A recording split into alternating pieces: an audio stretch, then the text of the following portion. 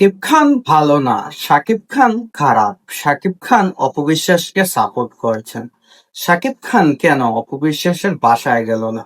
শাকিব খান কেন অপবিশ্বাসের সাথে পূজায় গেল না? কেন অপবিশ্বাসকে পার্সোনাল সময় দিচ্ছে না? এমন কথা, এমন দাবি সব সময় করে যাচ্ছেন অপবিশ্বাসের ভক্তরা। অপবিশ্বাসের ভক্তরা কিছুদিন আগেও সেম কথা বলেছিলেন, যখন মেগাস্টার শাকিব খান বুবলিকে নিয়ে আমেরিকায় ব্যক্তিগত কিছু সময় সেখানে ছেলেকে নিয়ে পার করছিলেন।